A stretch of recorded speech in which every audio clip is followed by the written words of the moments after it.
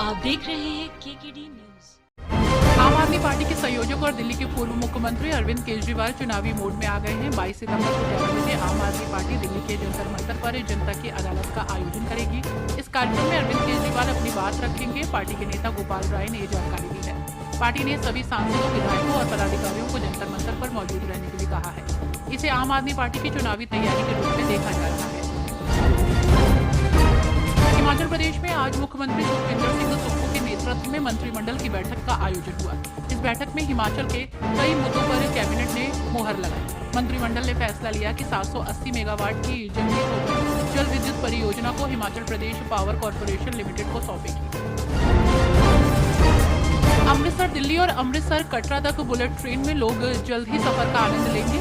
इस प्रोजेक्ट पर केंद्र सरकार की तरफ से काम शुरू कर दिया गया है। ये प्रोजेक्ट अगर पूरा होता है तो अमृतसर से दिल्ली का 485 किलोमीटर का सफर 1 घंटे 40 मिनट में तय हो सकेगा। इसके अलावा अमृतसर से कटरा के लिए 190 किलोमीटर का सफर 1 घंटे में पूरा हो सकेगा। पंजाब में पंचायती चुनाव की तारीखों का ऐलान हो गया है। ग्रामीण विकास और पंचायत विभाग ने अधिसूचना जारी कर इसकी मंजूरी दे दी है। ये चुनाव 14 अक्टूबर से लेकर 20 अक्टूबर के बीच में होंगे। हालांकि इन दिनों में धान का सीजन होने के कारण किसानों को परेशानी हो सकती है। पंजाब विधानसभा के सत्र में पंचायत चुनाव को लेकर बिल भी पारित कराया गया था। IMS BHU के आयुर्वेद संकाय के काय चिकित्सा विभाग की ओर से 21-22 सितंबर को 2 दिवसीय राष्ट्रीय संगोष्ठी का आयोजन किया गया। 21 सितंबर को पूर्व राष्ट्रपति रामनाथ कोविंद संगोष्ठी का उद्घाटन करेंगे। कार्यक्रम में शामिल होने के लिए पूर्व राष्ट्रपति शुक्रवार की शाम को ही BHU पहुंच जाएंगे। संकाय के धन्वंतरी भवन में काय चिकित्सा विभाग और गौ सेवा विज्ञान अनुसंधान केंद्र, भारतीय गौवंश रक्षण संवर्धन परिषद के तत्वावधान में संगोष्ठी होगी। महाकुंभ को लेकर तैयारियां जोरों पर चल रही हैं। ऐसे में सबसे बड़े आध्यात्मिक मेले में श्रद्धालुओं की सुरक्षा को लेकर भी तमाम कदम उठाए जा रहे हैं। ऐसे में कुंभ की सुरक्षा के लिए आसमान से गहरे पानी तक निगरानी होगी। पहली बार अंडर वाटर ड्रोन और सोनार रेडियो तरंगों के साथ एनाकोंडा बोट और वाटर स्कूटर ब्रिगेड का इस्तेमाल होगा। हरियाणा में विधानसभा चुनाव 2024 के लिए सभी पार्टियां और निर्दलीय प्रत्याशी प्रचार कर रहे हैं। हालांकि इस बीच कांग्रेस और भाजपा दोनों पार्टियों की नींद उड़ गई है, क्योंकि दोनों पार्टियों के 57 बागी भी चुनाव लड़ रहे हैं, जिससे कई दिग्गजों की सीट भी फंस गई है। हरियाणा की राजनीति में निर्दलीय विधायक अक्सर किंग मेकर साबित हुए हैं। ऐसे में बागी नेताओं ने इस बार के चुनाव में सभी की चिंताएं बढ़ा दी हैं। आजाद समाज पार्टी काशीराम के अध्यक्ष और सांसद चंद्रशेखर आजाद ने हरियाणा में आगामी चुनावों के मद्देनजर सिरसा में बड़ा ऐलान किया। उन्होंने कहा कि उनकी पार्टी राजस्थान में अपनी जगह बनाने में चूक गई है, लेकिन इस बार हरियाणा में ऐसा नहीं होने देगी। चंद्रशेखर आजाद ने बताया कि राजस्थान चुनावों में उनकी पार्टी 12 सीटों पर तीसरे और 3 सीटों पर दूसरे स्थान पर रहेगी। आरजेडी नेता मनोज कुमार झा ने जम्मू कश्मीर में लगातार हो रहे आतंकी हमलों को लेकर बीजेपी पर हमला बोला।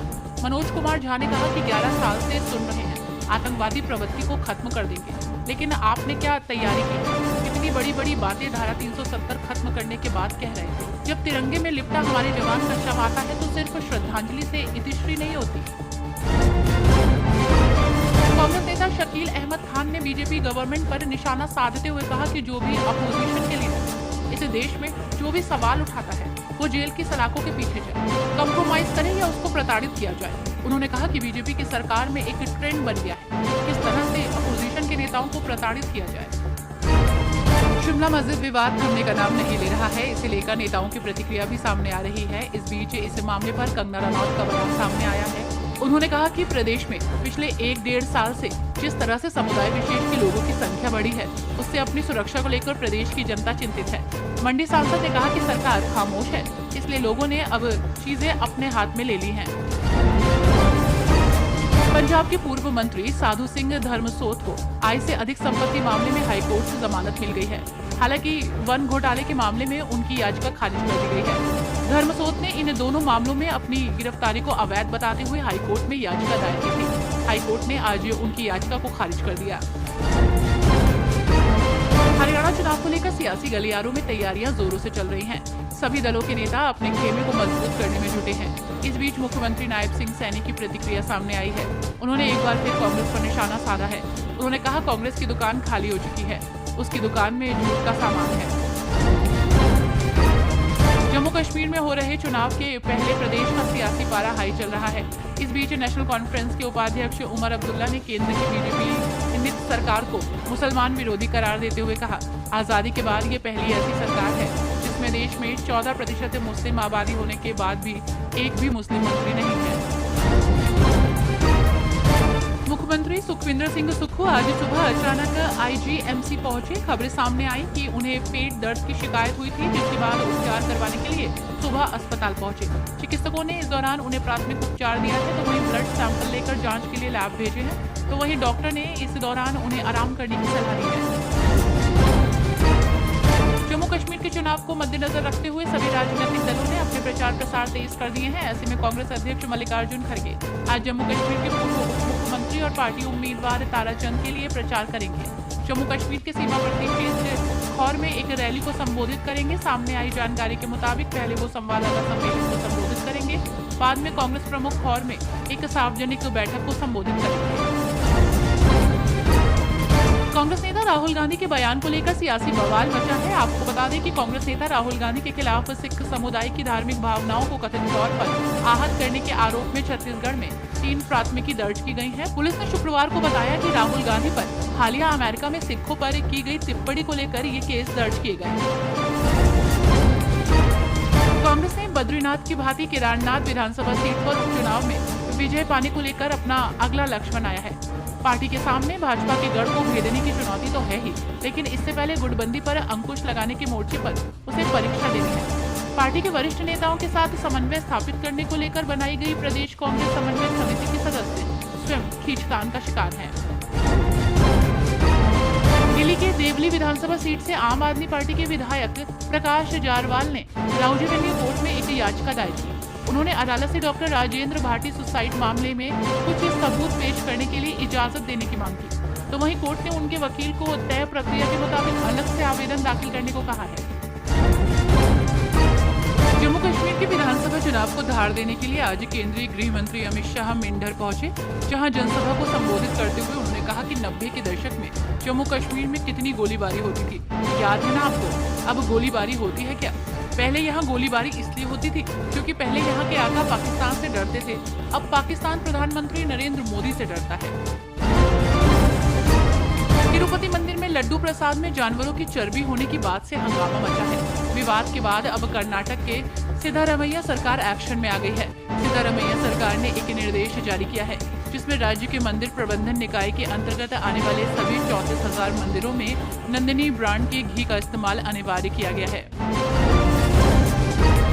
लोकसभा में नेता विपक्ष और कांग्रेस के पूर्व राष्ट्रीय अध्यक्ष राहुल गांधी आज शिमला पहुंचे। शिमला से सटे छराबाड़ा में बीते कुछ दिनों से प्रियंका गांधी और सोनिया गांधी आई हुई हैं। राहुल गांधी के शिमला आते ही सुरक्षा एजेंसियां सतर्क हो गई हैं। आपको बता दें कि शिमला से करीब 12 किलोमीटर दूर छराबाड़ा में प्रियंका गांधी का घर है। गांधी परिवार अक्सर यहाँ छुट्टियां बिताने आता है। झारखंड के मैथन स्थित डीवीसी के डैम से पानी छोड़े जाने के बाद बंगाल में आई बाढ़ को लेकर बंगाल की मुख्यमंत्री ममता बनर्जी ने झारखंड के वाहनों के प्रवेश पर 3 दिनों के लिए रोक लगा दी है। ममता ने डीवीसी और केंद्र सरकार को जिम्मेदार ठहराते हुए पीएम को चिट्ठी लिखी है, जिसमें उन्होंने डीवीसी के साथ समझौता तोड़ने की चेतावनी दी है। हरियाणा चुनाव को लेकर तैयारियां जोरों पर हैं। इस बीच आजाद समाज पार्टी काशीराम के अध्यक्ष और सांसद चंद्रशेखर आजाद ने बड़ा दावा किया है। उन्होंने कहा कि मैं राजस्थान बड़े करीब से चूक गया था। राजस्थान में हम 12 सीटों पर तीसरे नंबर पर और 3 सीटों पर दूसरे नंबर पर रहे, लेकिन हमारा प्रयास है कि हम हरियाणा में नहीं चूकेंगे। राष्ट्रपति द्रौपदी मुर्मू ने आम आदमी पार्टी के संयोजक अरविंद केजरीवाल का इस्तीफा स्वीकार कर लिया है। साथ ही आप की नेता और कालकाजी से विधायक आतिशी को दिल्ली की मुख्यमंत्री नियुक्त कर दिया है।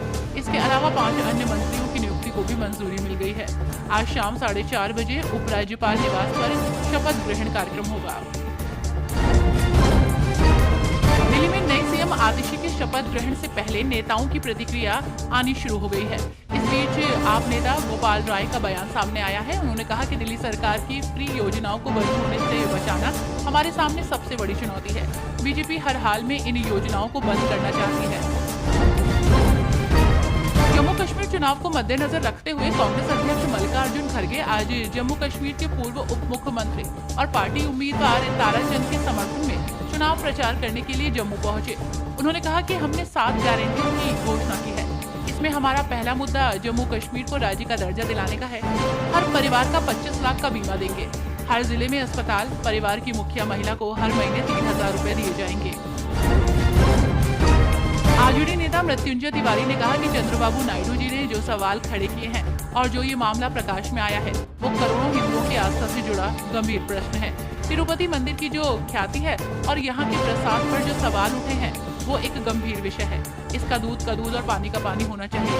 इसकी सच्चाई सबके सामने आनी चाहिए और जो भी दोषी हो उसे सजा मिलनी चाहिए।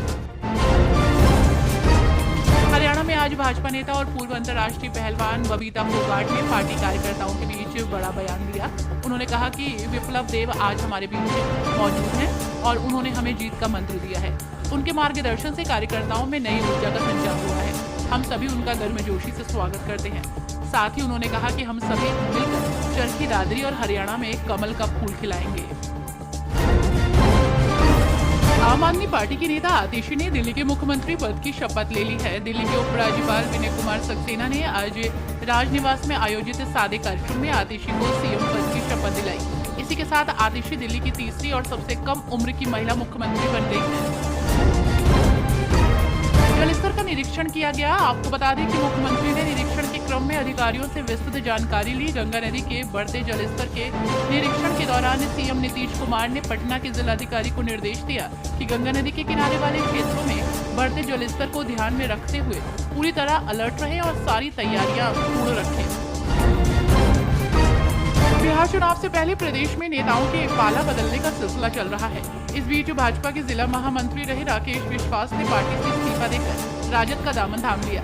शुक्रवार को उन्होंने नेता प्रतिपक्ष तेजस्वी यादव से मुलाकात के बाद राजद की सदस्यता ग्रहण की। इस अवसर पर राजद प्रदेश अध्यक्ष जगदानंद सिंह और राष्ट्रीय महासचिव भोला यादव भी मौजूद थे। अटकलें लगाई जा रही है कि राकेश विश्वास ने आगामी विधानसभा चुनाव में टिकट के लिए पार्टी बदली है। हरियाणा चुनाव को लेकर प्रदेश का सियासी पारा चढ़ा हुआ है। इस बीच रणदीप सिंह सुरजेवाला के बेटे आदित्य सुरजेवाला की प्रतिक्रिया सामने आई है। दरअसल उन्होंने ये इच्छा जाहिर की है कि वो कांग्रेस की सरकार बनने पर कैबिनेट में शामिल होना चाहेंगे। साथ ही आदित्य सुरजेवाला ने ये दावा किया कि कांग्रेस इस बार आसानी से 75 सीटें जीत जाएगी। उन्होंने यहाँ तक कहा कि कांग्रेस देवीलाल के रिकॉर्ड को तोड़ देगी। एक तरफ जहां जम्मू कश्मीर चुनाव को लेकर तैयारियां जोरों पर है, नेताओं की प्रतिक्रिया सामने आ रही है, तो वहीं इस बीच नेशनल कॉन्फ्रेंस के उपाध्यक्ष उमर अब्दुल्ला की प्रतिक्रिया आई है। उमर अब्दुल्ला ने अफजल गुरु और याकूब मेनन की फांसी को कहा कि जो हुआ सो हुआ, मेरे जवाब देने से वो वापस नहीं आएंगे, न मेरे जवाब देने से वो मुकदमा फिर खुलेगा। जेडीयू ने राज्य कार्यकारिणी का गठन किया है। आपको बता दें कि जेडीयू के राष्ट्रीय अध्यक्ष सीएम नीतीश कुमार के अलावा कार्यकारी राष्ट्रीय अध्यक्ष संजय कुमार झा भी राज्य कार्यकारिणी में शामिल हुए। जेडीयू कोटे के मंत्रियों और सांसदों को भी कार्यकारिणी में जगह मिली है। जेडीयू ने राज्य कार्यकारिणी के लिए 68 सदस्यों की लिस्ट जारी की है। शिवसेना यूबीटी नेता संजय राउत ने एक बार फिर शिंदे सरकार पर हमला बोला। उन्होंने महाराष्ट्र के मुख्यमंत्री एकनाथ शिंदे पर निशाना साधते हुए कहा कि यह सरकार डरी हुई है। आगे कहा कि 2 दिन बाद यहाँ चुनाव है, जिसके लिए हमारी पार्टी के कार्यकर्ताओं की तरफ से पूरी तैयारी हो गई है। इस दौरान उन्होंने चुनाव में जीतने का दावा किया। मोहन यादव सरकार के खिलाफ कांग्रेस नेता धरना प्रदर्शन कर फसलों का समर्थन मूल्य मांग रहे हैं। किसान न्याय यात्रा के माध्यम से कांग्रेस सड़क पर उतरी हुई है। भोपाल में कांग्रेस की एकता पर ग्रहण लगता हुआ दिखाई दिया। पूर्व मुख्यमंत्री कमलनाथ के सामने विधायक और जिला पंचायत अध्यक्ष आपस में भिड़ गए। कांग्रेस अध्यक्ष मल्लिकार्जुन खड़गे ने जम्मू में एक प्रेस कॉन्फ्रेंस में कहा कि कांग्रेस की प्राथमिकता जम्मू कश्मीर को राज्य का दर्जा बहाल करना है। उन्होंने कहा कि राज्य को पहले कभी केंद्र शासित प्रदेश में नहीं बदला गया। कांग्रेस ने जम्मू कश्मीर के लिए 7 गारंटी घोषित की है, जिनमें राज्य का दर्जा बहाल करना, स्वास्थ्य बीमा योजना, महिलाओं को लाभ, ओबीसी अधिकार, 1 लाख नौकरियां और विकास शामिल है। झारखंड में 21 और 22 सितंबर को झारखंड कर्मचारी चयन आयोग के तहत झारखंड सामान्य स्नातक स्तरीय संयुक्त प्रतियोगिता परीक्षा का आयोजन होने जा रहा है। ऐसे में सरकार ने कई सावधानियां बरती हैं। ऐसे में पेपर को मद्देनजर रखते हुए 21 और 22 सितंबर को सुबह 8 बजे से लेकर 1:30 बजे तक पूरे झारखंड में इंटरनेट सेवा बंद रहेगी। गृह विभाग ने भी इस संबंध में आदेश जारी कर दिया है।